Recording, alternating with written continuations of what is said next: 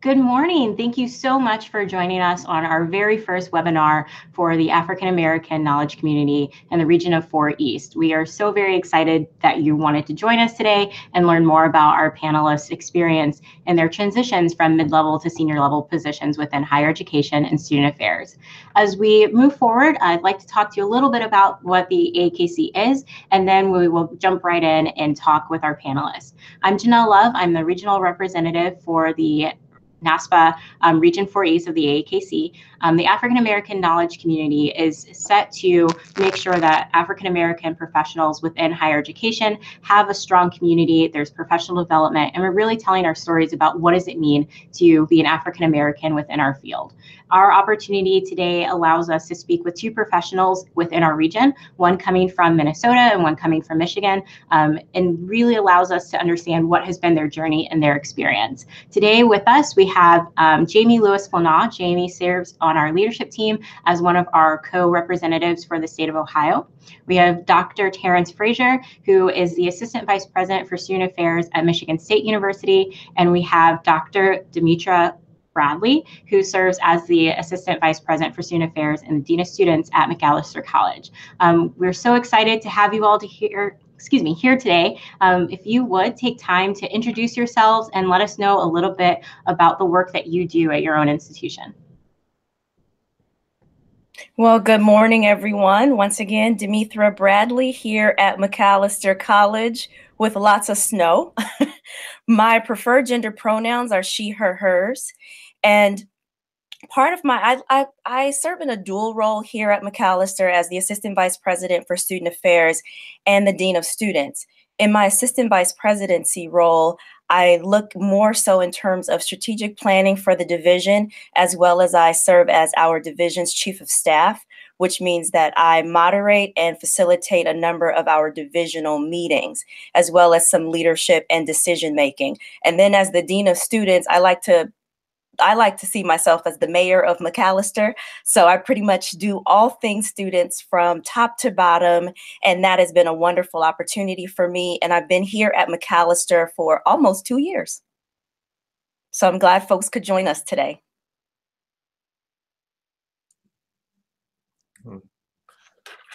Well, good evening or good morning, good afternoon, depending on where you're reaching us from. My name is Dr. Terrence Frazier. I'm the Assistant Vice President of Student Affairs and Services at Michigan State University.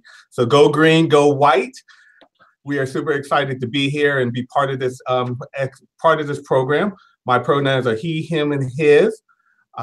My area is over the identity and affinity parts of Michigan State Student Affairs area. So that will include our historically underrepresented student groups or organizations on campus.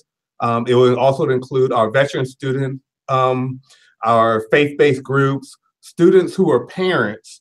So those are actual college students who are parents. That area reports to me, which is a newer area within student affairs.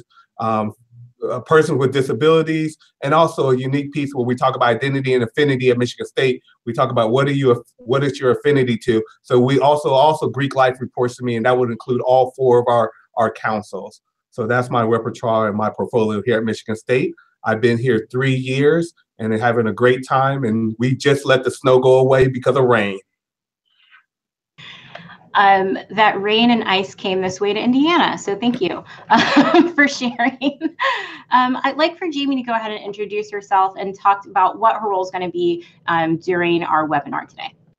Yeah.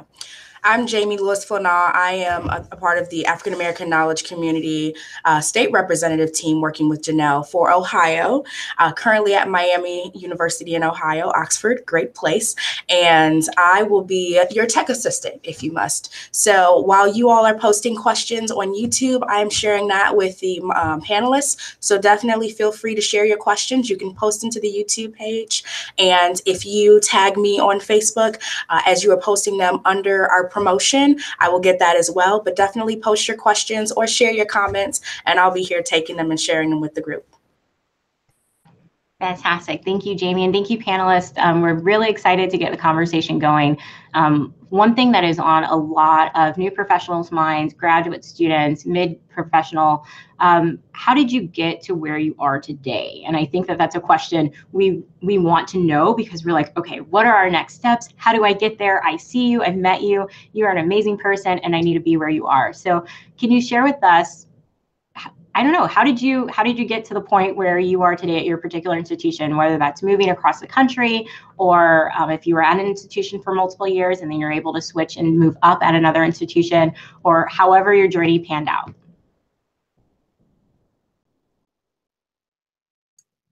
I'll go first then. Well, first I gotta give it. First, for me, it was just a blessing by God for me to be where I am today, and also the support of my wonderful, beautiful wife. So that's the only reason I'm able to be at Michigan State and be as successful as people perceive me to be. But one of my journeys started out was I got my master's from Ohio University in Athens, Ohio, and after receiving my master's, I went to Ball State University in Muncie, Indiana, and I worked there for about 5 years. And being there, I've got the opportunity to be part of a lot of different committees and opportunities to try things outside of my area. And after a few years, I talked to some mentors, and they told me, if you really want to make a change at the institution, you're going to have to get that terminal degree. So at that point, I packed up all my valuables and quit my good time job I loved and moved to Iowa State. So I was in Ames, Iowa, where I earned my Ph.D. in their program. So that was just a great opportunity for me, knowing that I wanted to sit at a vice president, assistant vice president, vice president seats, and seeing the trends that were going on. A lot of folks had to have that PhD to get in with today's society versus going through being a director for 15 years and then moving up through the system. So I did a lot of hopping around, and I did that purposefully to make sure I had different experiences, so I understood what it meant to have the breadth and depth of knowledge at a variety of institutions in our field. So after I left Iowa State, I ended up in Texas, down at Stephen F. Austin State University in Nacogdoches, Texas. So it is known as the oldest town in the state of Texas. So that was just a lovely experience, and I enjoyed the university. So that one of those moments where I had to make a decision. I need to be in one of what we call those outpost type places or locations, but the experience I gained there really boosted me up and gave me some confidence as well as some experiences that helped. Then I was recruited away to go to Alabama A&M in Huntsville, Alabama, which is a HBCU, and I served as an associate vice president of student affairs at that institution. So Alabama A&M is my HBCU. After I left Alabama A&M, with those experiences being a dean of students and being actively involved with a lot of those different units and directing, I was recruited away to come to Michigan State University, where I currently am sitting. So that's kind of my journey. So I did have to jump around a little bit, but I was very strategic on what jobs I took, as well as making sure that I got different experiences at each one of those locations.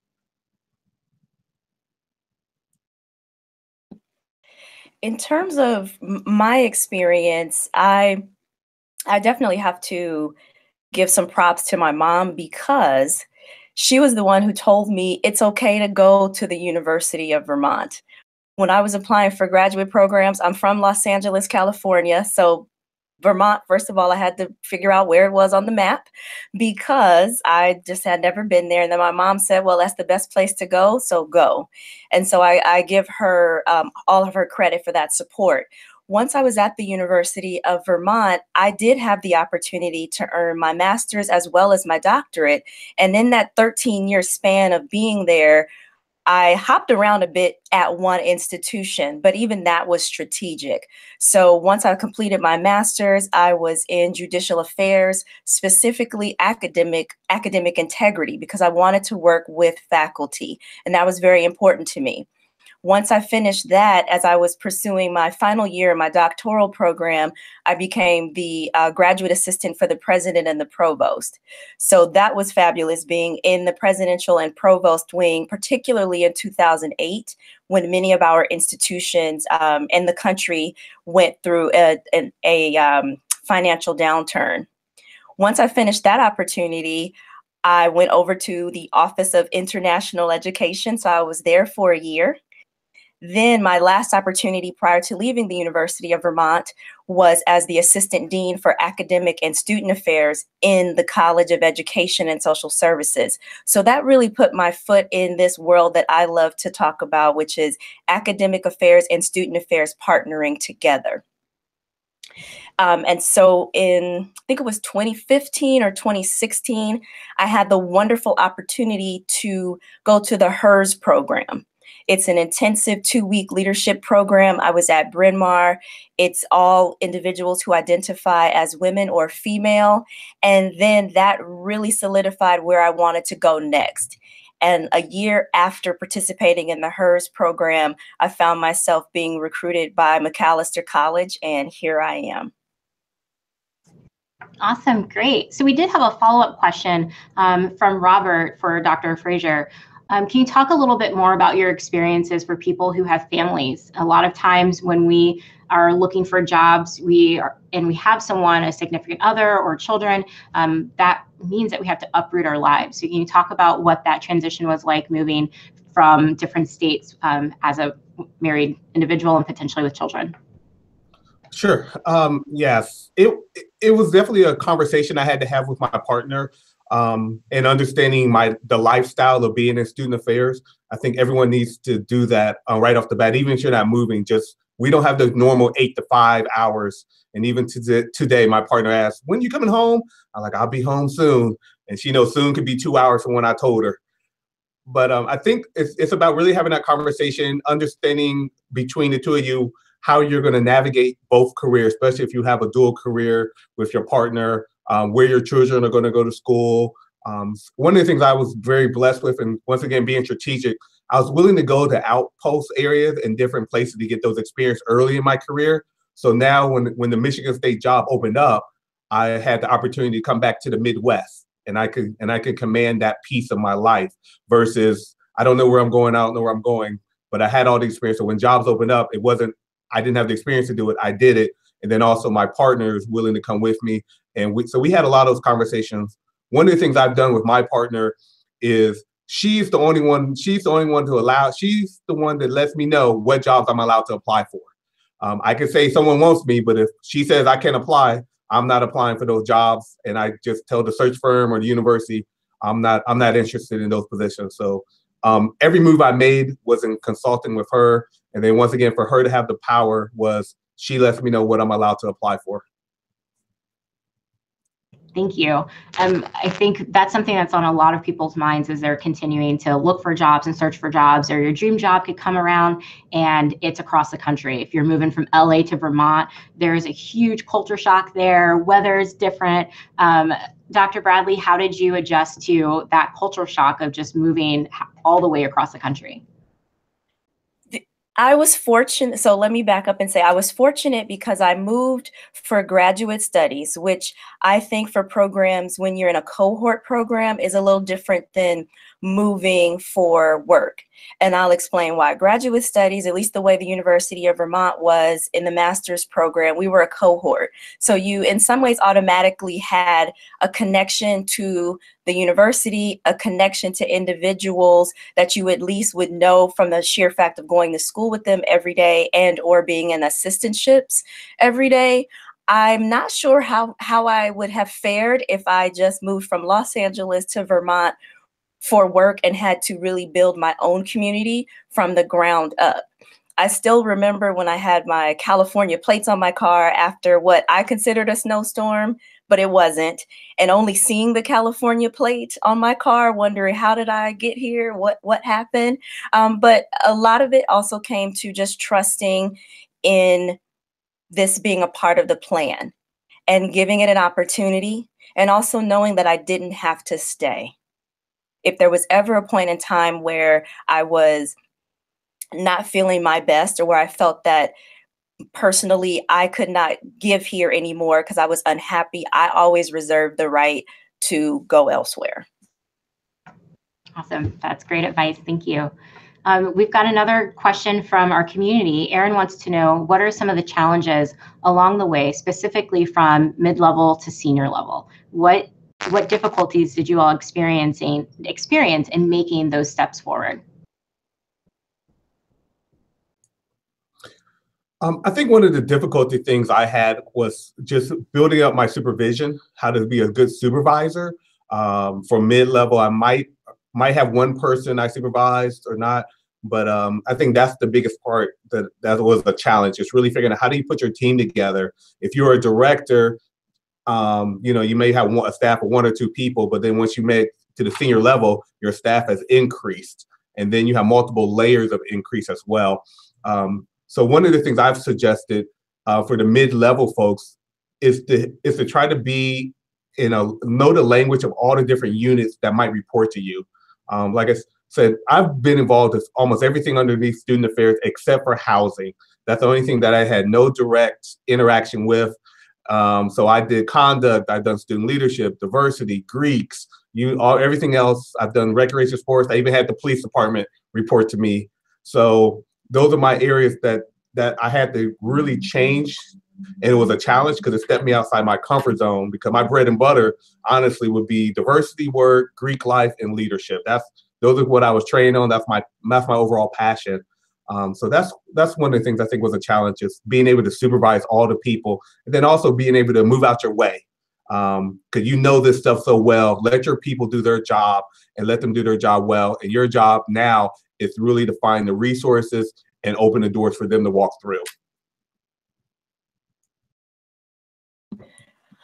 I definitely would echo what Terry has said. And the only thing I would add is, in that constituency group of learning those different languages, is to learn those languages outside of student affairs, particularly when you're managing or when you have access to academic affairs, facilities, budget and finance.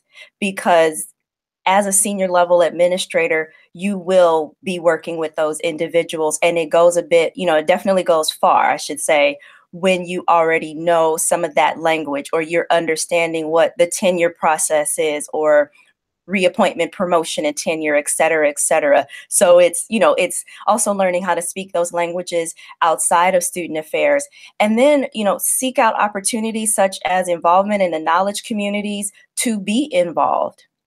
Because there are a lot of ways in which one can, I would say, transferable skills, particularly around that supervision piece. I had supervised a number and a variety of staff members prior to coming to Macalester, but they weren't at the exact level of the individuals that I supervise now at Macalester. But I was able to make some transferable skills around that piece. So when you think about moving from mid-level to senior level, there's a lot of prescribed ideas of, you need to be in this position for this amount of time. You need to get this type of experience before you are even qualified for this particular position. What would you say to that kind of mindset? How do you decide when, the amount of time I've spent in this position is enough and I have the experience that I need to move forward? Or do you feel like there is a certain amount of time that you should stay in a position prior to moving up?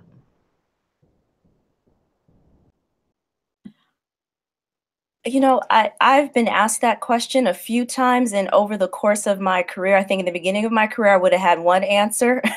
And now at this point, it really is, I would say, a personal decision, because there are so many factors that may mitigate someone needing to move opportunities, but also what type of institution are you going to, and knowing that institutional culture, or at least trying to get a peek into that institutional culture. Does that institution value longevity?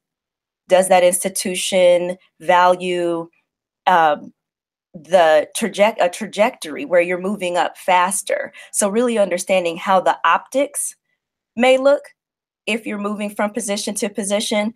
I personally came to the Midwest because it's closer to Los Angeles. I was very intentional about saying I will not be 4 or more hour direct flight, because Vermont did not have any of those, to my mother.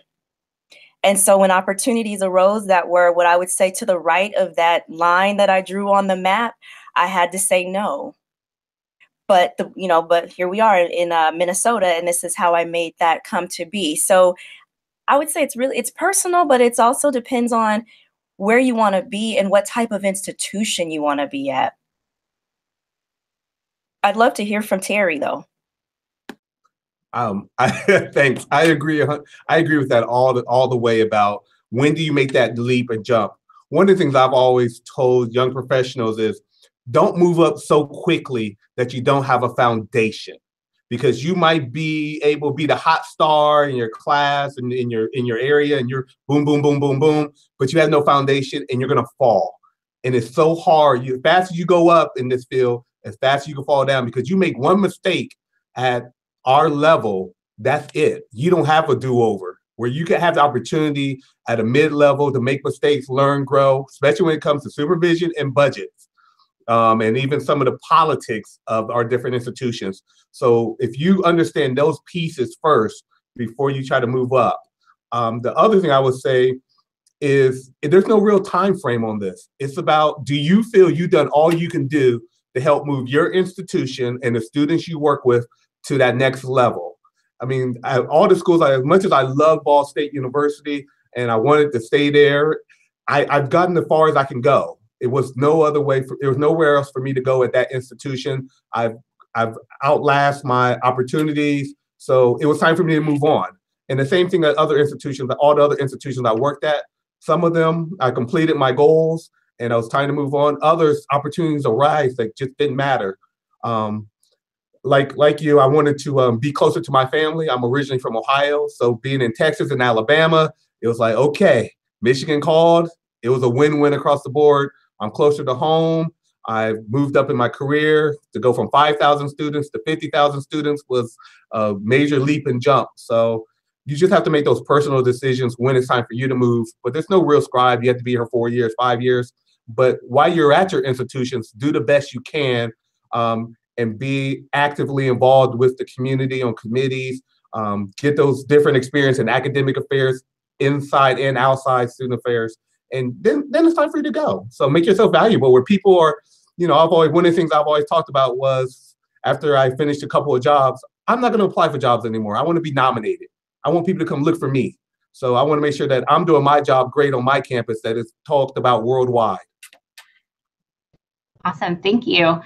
So similarly, thinking about how long do you stay in a position, there's a lot of questions and concerns about institution type. So we're going to take a question from the community. Charlene is asking, is it possible to transition from a community college to a 4-year institution? And then even thinking vice versa, I know Dr. Fraser, you talked about going and working at an HBCU, and now you're at I want to say a Big Ten institution, and thinking, okay, and thinking about the opportunities there going in and out of the private institution, a public, a community college, or a for-profit institution. What does that transition look like, and how do you navigate talking about your experiences and making sure that it's relevant to the new type of institution you're going to pursue?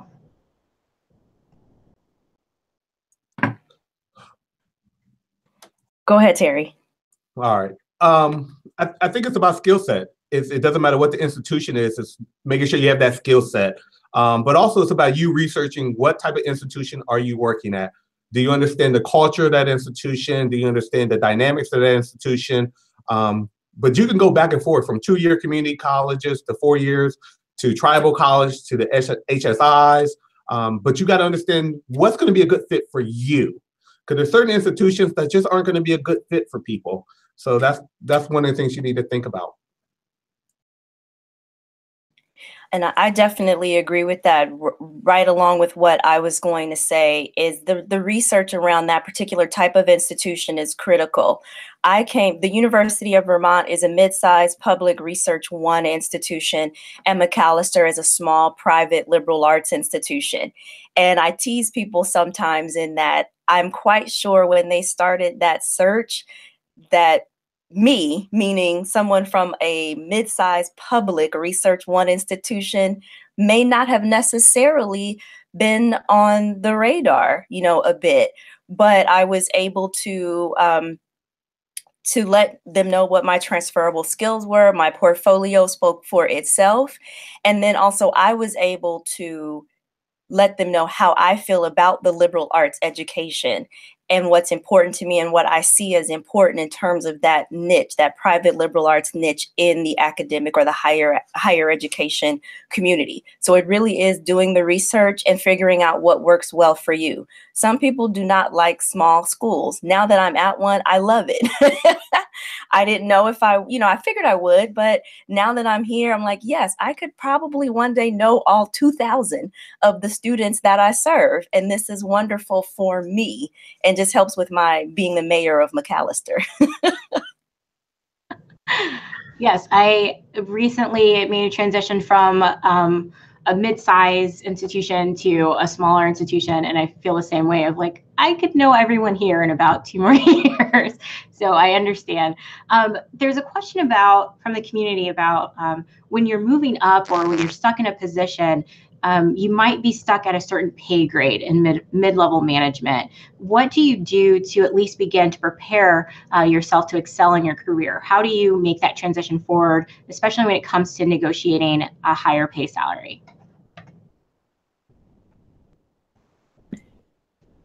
I would recommend, if you have like a trusted mentor or even the opportunity to speak with individuals who you've met potentially at NASPA conferences, et cetera, to talk through how do you negotiate, particularly now it's one thing if you're trying to negotiate a higher salary at your current institution in your current role. So what I'm going to speak to is when it comes to negotiating that salary, when you've been offered a higher opportunity or a senior level opportunity, it's to really, work with individuals. Also, there's a number of great texts out there. I cannot remember her first name, but her last name is Martin. And she wrote a great book that really covers, one of the chapters is around negotiations and how to negotiate and looking at negotiation beyond the number. The pay is important, but what else can you negotiate? Can you negotiate if you're like me, who considers themselves a scholar practitioner? I enjoy writing. So can I negotiate some additional days so I can continue to develop scholarship? Am I professional development funds? Let's talk about that. Let's negotiate there. So really looking at what are all of the pool in which one could negotiate, not just the salary, but having someone to talk to who you trust, who can help guide you through those conversations because they can be difficult, is really key.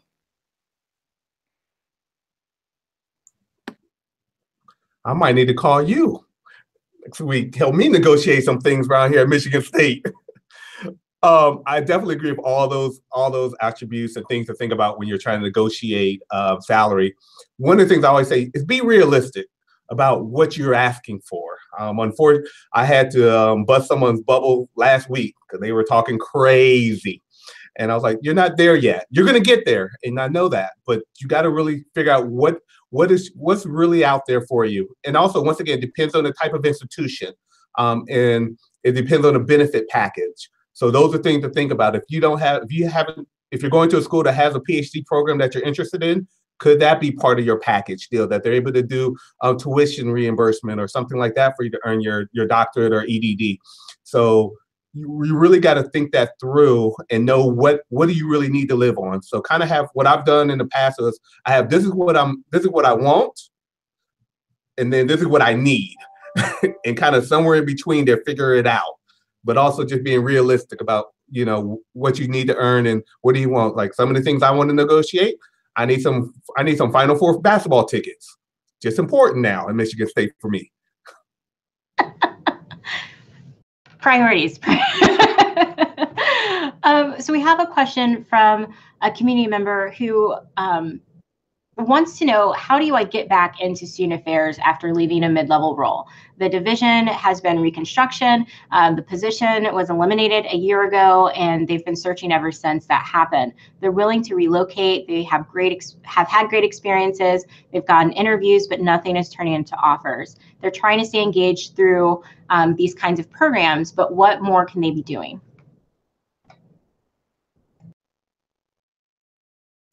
Can you read the question one more time a little bit for me? Yeah, so they were in student affairs, and they left a mid-level role. The division they were in was reconstructed, so their position was eliminated a year ago, and they've been searching since that time frame. They are willing to relocate. They've had a lot of great experiences on interviews. However, they haven't gotten any offers. They're trying to stay engaged, but what more can they be doing to re-enter the field of student affairs after being gone for 1 year?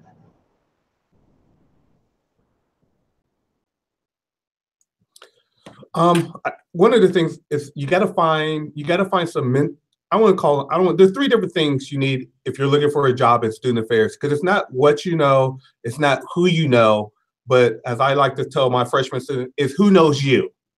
As I tell folks, I know Oprah Winfrey, but Oprah Winfrey doesn't know me. That doesn't do any good for us.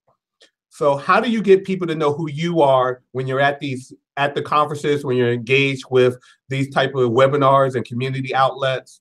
So that would be my first thing, because you need a mentor. We've called it in three different ways: a mentor, a coach, and a sponsor. And a mentor is someone that's going to just help you out, kind of make sure you're doing okay, give you that pat on the back, as we like to say, a hype woman and a hype man and a hype person. And then you got what you call your coach. It's going to be that same person, but also tell you, nah, baby, this ain't right. You need to get it together. And then you have your sponsors, who I always say, those are the people you don't even know that are talking about you in those closed rooms. Those are the people that are recommending you for positions that haven't even been posted yet. So those are the people I know I reach out to, my network of folks, to say, hey, look, I'm looking for a Greek life person. Do you have any recommendations? And they'll send me people's name before I even post it. And I've already done some research on them to see if they're interested in coming to my institution or coming to where I'm working. So you need to make sure you have those type of people in your life. And they could be the same person somewhat, but also a lot of times they need to be three different people, because you need them to help you move on in this field. We have to network and use our connections to help each other. But also you got to make sure you're staying engaged with us and with the field, and staying up on current events, and keeping that attitude and positivity about it.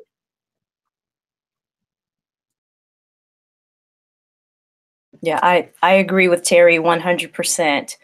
Just the positive attitude, and definitely looking at a variety of ways to stay connected. That doesn't necessarily mean you have to attend the national conference in Philly, because many individuals can't for a variety of reasons. But what about something in that regional level? What about volunteering in the region? What about even volunteering for organizations organizations that may not be in higher education, but still have a focus on education? Because that will still continue to have you in that realm. And it will also show individuals that this is your passion. This is what you want to do, no matter if you're on a campus or not, how you are connected to higher education.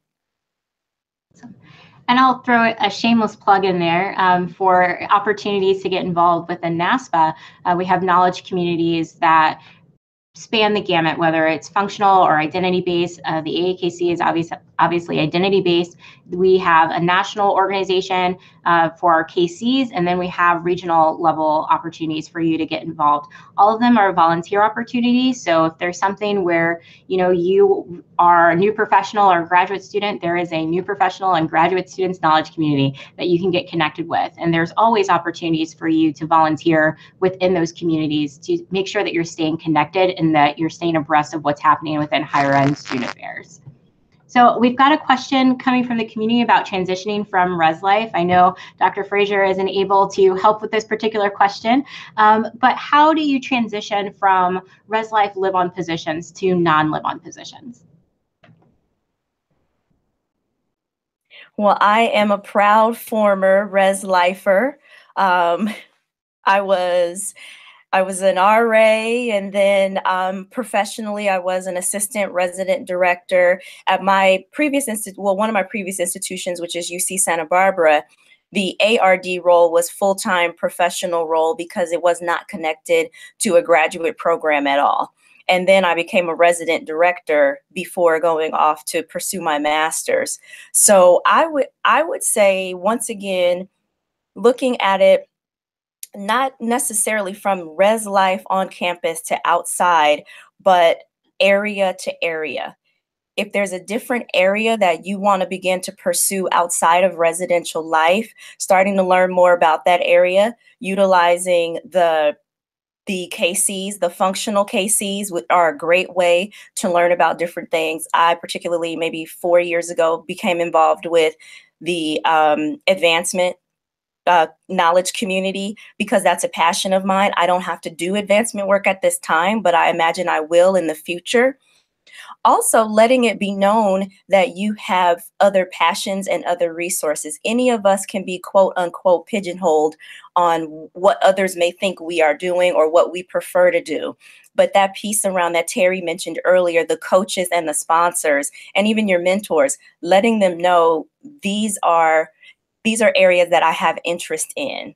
So they are knowing what to talk you up about or what to say, oh, here's an opportunity here, there's an opportunity there. So you don't accidentally, by them helping you, continue to get all residential life jobs if that's not what you want anymore. So I would definitely use that as a stepping stone for sure. Yeah, and I would totally agree. My professional career prior to my current position was all residential life, and you have to take time to gain experiences in other functional areas within residence life to be able to propel yourself forward. So if you have an opportunity to do outreach hours or committees or a collateral position within the functional area that you're looking to pursue, that's a really great way to build your resume and make sure that you are marketable to the area you're looking to move into. So go Res Life. Sorry, Dr. Fraser. So kind of moving into an identity-based question, when you think about moving forward and moving upward into the field, how has your Black identity or any other social identities that you hold created any barriers in your ability to move upward? Or have you seen it pose any barriers? Have you experienced anything that you feel like, I'm experiencing this because I am a Black person, or I'm experiencing this because I am fill in the social identity? I would say yes. There's going to be a barrier for that, as you know, depending on the type of institution you were working at. But since the majority of us are probably at predominantly white institutions, the barrier simply they were built by us, but not for us. So you even being an administrator in this role, you weren't supposed to be here. I mean, some of the barriers we come across, I think, for me, has been the same that I had as a student, or being a student at a predominantly white institution, is that feeling of, do I really belong? Do people want me? Being judged a little harsher in some aspects than my colleagues that are white, that I got to work harder, stronger, and faster. So some of those things have come up as barriers in my ability to move up in the field. But also the blessing part of that is I have a community like this. Sometimes I see some of my other colleagues, of my majority colleagues, white colleagues, go to conferences and they wonder, how do you know all these people? I'm like, they my family, the family. So it's just easy for us to make those connections. And I think that's one of the things that's been an improvement over my years of being in the field, is seeing more professionals of color at this level. We're now having presidents at institutions. We have VPs. I look at the Big Ten across, and a lot of them are women of color that are vice presidents. So that's just an inspiration to say we're there, and there are barriers there, but there's ways to get over them. Yes, I agree again, Terry. And I would also add, for me, what I have encountered is the barriers or the hurdles happened after the opportunity, not necessarily getting there, because I do think at this level in both Terry and I's careers, we work with search firms. And so the search firms are really looking for a diverse, qualified pool of applicants to present to the institution. What I found were barriers once I came to Macalester, and I've been very transparent about this, is knowing that prior Macalester leadership in student affairs did not look like me. They weren't individuals of color, and they weren't women. And so I have had to navigate what that means to work with a group of of excellent individuals who are navigating their own internal things around what does a leader look like? What does the quote unquote head of the table look like in certain opportunities?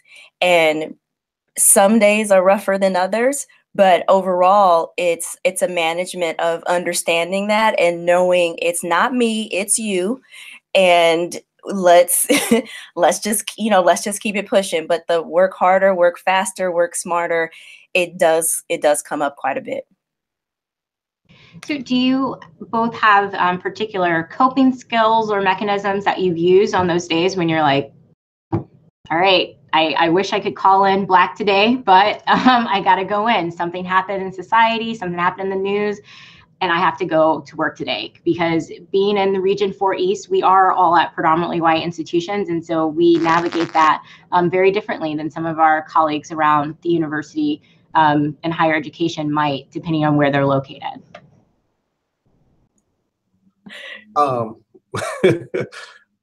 For me, I think you got to know who you are and be comfortable in your skin and knowing this is the institution I decided to work at. And once again, you decided that. No one told you had to work at these schools.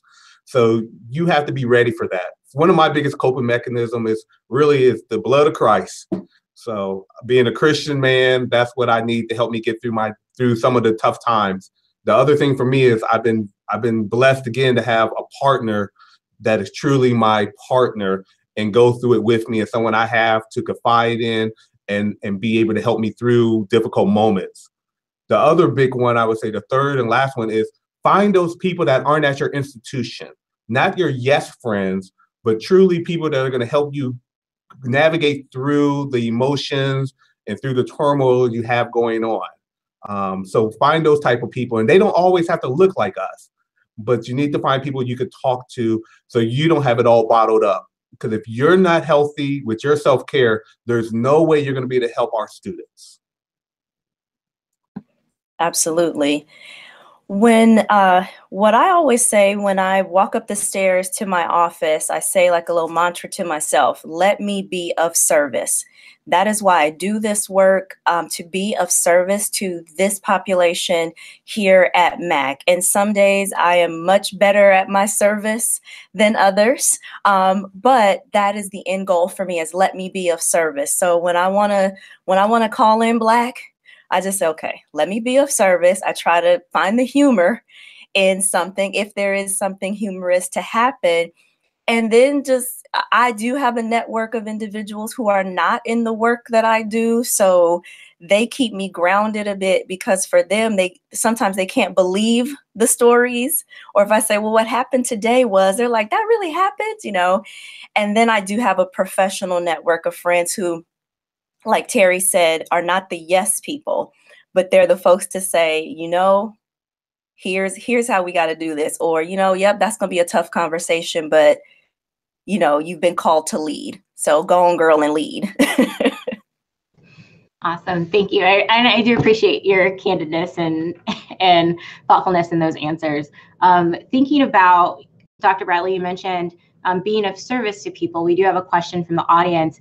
How does one seek out a sponsor professionally as a person of color? What do you say? How do you even begin that conversation? And when you think about the relationships that you make across different platforms or administrative levels, how do you negotiate that conversation or what that relationship should even be? The way I've found sponsors, and it's interesting because, well, let me back up. I haven't found the sponsors. I've identified the mentors and I've identified the coaches, but in a lot of ways, the sponsors found me by me being in rooms and taking a risk. For example, I now, even though I'm an assistant vice president in student affairs, I now attend NACUBO, which is the National Association of College and University Business Officers. There's very few student affairs individuals at NACUBO. I think I know all four that went to NACUBO's conference, which was in Minneapolis last year. But just by being in a space where I have expressed interest in wanting to understand this particular topic that that impacts what I do, but does not have direct impact on what I do. And so that's where sponsors have approached me. I've also utilized a lot of the NASPA programs when they have the, I won't call it, it's not a mentor program, but it's more like the one-off program where you can meet with someone for an hour. They've reviewed your resume and you get to ask questions of them, and it's really ad hoc, a one-time opportunity. And I've met individuals that way and really just put myself out there. I'm very much an introvert, so I'm not speaking about this from an extroverted perspective, but from a strategic, critical perspective about where I want to be in my career to make the most impact for those that I serve.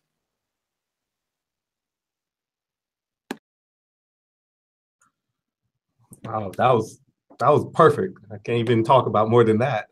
I guess the one thing I would say is you can't really find a sponsor. Once again, sponsors find you, and they find you by the good work you do. Once again, do your job you're in now well. And then naturally, I believe, and that's just my belief for N1, that people will come your way and opportunities will open their door for you. If people, I know good people who are doing good work. I recognize them, and I tell folks all the time that I'm building a team around me. You know, I don't know when I'm bring you on the team board or where it might be, but I got you in my back pocket. I know you. I've seen you do work, and I keep those people in mind. And when folks ask me about positions, and I think about someone I know I met, the other thing about mentoring and coaches and sponsors is it takes time. This is not going to be the first time you meet me at NASPA. Hey, how you doing, Dr. Frazier? Good to meet you. And I'll be engaged. I'll talk to you. But if you don't follow up with me with an email or shoot something else and be consistent on it, I'm not going to be able to keep up with, look out for you and be a mentor or sponsor. So it's about those relationships you make. So unlike Facebook and hashtags and Twitter and Instagram, it takes time in this field if you want to find folks that are really going to be dedicated and invest in your life. But also part of it is what you give out. How many of you are investing in new professionals? Because matter of fact, the job I got at Michigan State, the person that told me about it and really was my biggest ally was a student that was a grad student for me at Iowa State. And he was here already 7 years. So he was my voice to talk about, oh, this is a good guy. He knows what he's doing. And he happened to report to me when I got here. So I became his supervisor again. So it goes up and down. So it doesn't matter about the level, who the sponsor might be or mentor, but it's about how do you network and make those relationships work for you. Awesome. Great. So our community members in the audience really want to know about money. So we're going to transition back to the conversation about negotiations. We had a comment from Jasmine. She stated that Linda Babcock wrote, "Women don't ask that," and she recommends it as well for acknowledging challenges with negotiation or negotiating salaries in women. And so that would be a great thing to bookmark for anyone who's watching today, the book Women Don't Ask by Linda Babcock. But we have a question also from someone asking, what are some of the tactics of negotiating higher salary when your current salary is significantly lower?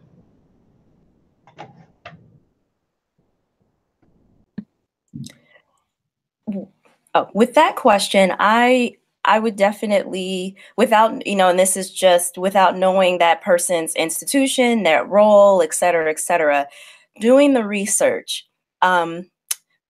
around what is the median or the medium salary for that opportunity at the type of institution that you are. That's important because, as Terry mentioned earlier, different institutions based on their priorities and based on how they identify an institution, small liberal arts, public, Ivies, et cetera, will have different pay bands.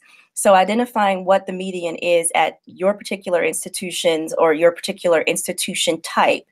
And then also really navigating the why the underpaid, why you believe you are being underpaid. Is it literally the salary, or is it because the portfolio that you have is beyond what someone else, maybe a peer or a counterpart, has, and you are making less, et cetera? But I would definitely do the research first, and also even utilizing your human resources department, because they oftentimes have the the mechanisms to do some of that median work, so you don't have to necessarily do it on your own. Yeah, so those are kind of like my first initial thoughts about that, without knowing any of the details. I gotta agree with Dr. Bradley. That's absolutely right. Making sure you're comparing apples to apples, that's the other thing, because one institution might have a different system.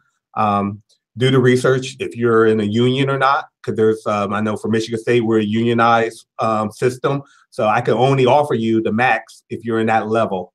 And then the other thing is, if you want to really negotiate your salary, you need to be able to walk away if they're not able to match it. And that's one of the things I had to do at Ball State was I wanted this much money or them to pay for something, and they weren't able to do it. And it was like, well, I got to walk away. So I've hit the glass ceiling. So when you've done that, you just got to be able to be willing to do that and be prepared for those kind of questions when you go to negotiate.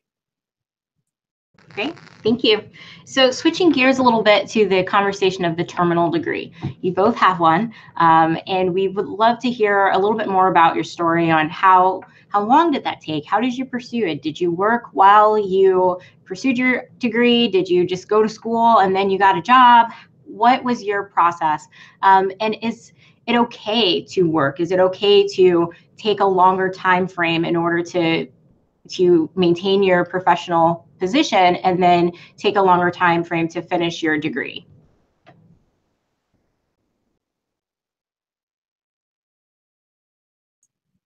All right, I'll take that one first, I guess. It's individualized. Everybody's journey is different. That's the thing about a terminal degree.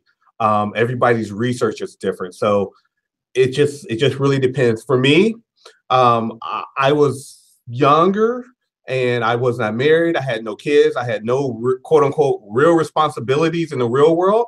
So I can quit my full-time job and go back to school, which I did, and eat Roman noodles and look for, cans to go to turn in cans to make some money. So that was my journey. But also beforehand, I knew a year out I was gonna do that. So I saved my money and stopped traveling. I did everything. So I knew I had a nest egg, knowing I was going to quit my job and be in school for a few years. For me, it took me 4 years to complete my degree, complete everything, including writing the dissertation. So I probably could have done it in 3 years. But once again, the opportunity at Iowa State opened up that I could be the interim director of Greek affairs. So I had a full-time job and in school at the same time. For me, that didn't work out well because I couldn't balance both, switching my mind of working and writing. So I just decided I'm just going to take do my job, do it well, and just take the extra year. The most important thing for anyone that's trying to get a terminal degree, it doesn't matter how long it takes, how long the paper is, as long as it's done. And once it's done, you can do any research you want to do. So just complete the degree. The best advice I have for anyone doing a doctoral or terminal degree is every day do one thing towards your degree. And in a year, you've done 365 things. Even if that thing is returning the book to the library, which is things I did, but at least I got one step in. It's like working out. You start off strong, but you miss that one day. Like, all right, I'll go tomorrow. You miss a second day, then it turns into a week, a month. So that's the way you have to kind of work if you're looking into a doctoral program. And you got to figure out what your lifestyle's like. So if you can work and do it, that's great. And some people wasn't had the blessing opportunity to quit their job like I did. So it just really depends on you. When I was earning my terminal degree, it took me a total of 3 years, including 2 summers. So for 2 years, literally 12 months, I was in classes. I did work those initial 2 years. I was fortunate to work with a supervisor who had also been in that doctoral program. So I could come in earlier because then I would have to leave for class, etc. So that was important to me. And I think that support really did help make it through those 2 years. But when I decided, when my dissertation year was upon me, I decided not to work anymore. And I was fortunate to be offered the opportunity to be the grad assistant for the president and the provost. So I did that, and they were very supportive of my dissertation year. So I think it really does. It is very personal. I think it probably would have taken me a little longer, to be honest, if I had been in school full time that dissertation year, because it did become a morning, noon, and night and midnight endeavor, but very, very much worth it. And I agree with the one thing a day. And some days it was literally just read that chapter over again or something, just one thing a day. Many individuals become ABD, all but dissertation. There are many more ABDs than there are individuals who have terminal degrees. And that's because something typically happens in that time. They run out, the clock runs out on them. Many programs only have up to 7 years, sometimes 6. Life happens, etc. But know that if you are accepted to a doctoral program, they're accepting you because they believe you have the capacity to finish. And many of them will push you to finish. So you will have that built-in support from them as faculty and that program as well. Awesome, thank you. There were a lot of questions about terminal degrees, so I'm glad we were able to talk about that a little bit. We only have time for one more question, and so we're going to take this question from our audience.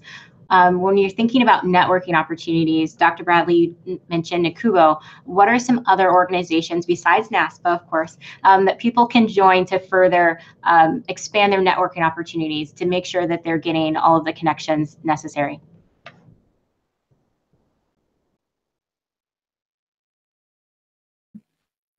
Outside of NACUBO, ACPA, of course. So there's ACPA. I would also look at what organizations or opportunities are regional. So Minnesota, we have MCPA, which is a branch of, which is an offshoot of ACPA, but we have MCPA.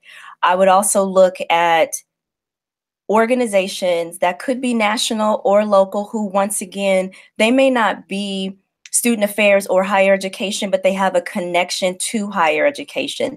They're building pipelines of students. They're working with, be it first generation students, low income students, to build this pipeline that we want of student success. So also looking outside, I would say, of higher ed, the Boys and Girls Club, Big Brother, Big Sister. One of my professional goals in the year ahead is to become more active in a community organization that will hopefully lead to board membership at some point in time, be in a community organization geared at education. So those are just a couple of ideas. I'm going to have to ditto those same ideals. All the different organizations that we have nationally within the field. I too am looking at some community outreach boards and to be involved in, to sit on some boards within my community. As people of color, I think it's important that we, wherever we're planted, we grow. So wherever you are, grow that community up. So that's a great networking just amongst the things you do. So I think that will help you with your field. It will show, once again, you talk about salary, what's your value to that institution and how are you able to use what you do personally and that you do personally that can affect your professional life, that also can help navigate some waters within the institution, because you never know who might be on that board with you. The president of the institution, the provost, you just never know, or a couple of deans. So I think those are just, there's always ways to network. You just have to put yourself out there and be willing to, as Jamie Washington said, just raise your hand and volunteer. Well, thank you so much for being on our panel today. We've had a great conversation. We love the questions coming from the audience. Do you two have any final words of advice for professionals looking to move up in their career? I would say just keep moving forward, keep asking questions. You can gladly reach out to me. I am the only DeMethra at Macalester College. So you can absolutely, and I really do mean this, you can absolutely email me for any type of additional questions. I will be at NASPA. I will also be attending the African American Women's Summit, which I believe is the Sunday of the NASPA conference. But otherwise, keep looking at opportunities, keep asking questions, and also don't be afraid to be involved in something that you don't know as much about. there's opportunity to learn. And a lot of the ways in which we learn lead to different I would say career levels. I have to agree. Continue to ask questions, continue to reach out to people you meet. I'll be at NASPA and I'll be at ACPA both this year. ACPA just for a little bit, I believe. So just look for us there. Look for other colleagues around. So just continue to work on your craft. That's the thing about our field. Work on your craft. This is not we just like to make sure all of the students feel nice and warm and fuzzy. This is a craft. This is a skill we have that many folks can't do. So that would be my advice for you if you want to move up, is work on your craft, network, meet people, and just continue to ask good questions, because some of the questions you all have asked me over the years have helped me think deeper. So do some reflection about what you really want to go and where do you want to be. Great advice. Thank you so much again, Dr. Bradley and Dr. Fraser, for joining us. We have very busy, hectic schedules, so I really do appreciate you taking this hour out to communicate with our audience and being a part of our first webinar. So thank you again to Jamie as well for being the person to moderate our conversation and making sure that all the questions got in, as many as we were able to take. We really appreciate that, and we hope that the conversation will continue on. If you have questions and you want to be a part of the Region 4 East AAKC team, we're going to be building a drive-in conference that's going to happen this summer, so look forward to more opportunities for professional development. If not, if you're not able to make that, we will have a webinar again next February, or next month. So if you have questions or ideas, just shoot them our way. Our email is AAKC, the number 4, the letter E, @gmail.com. Thank you all. Have a wonderful day.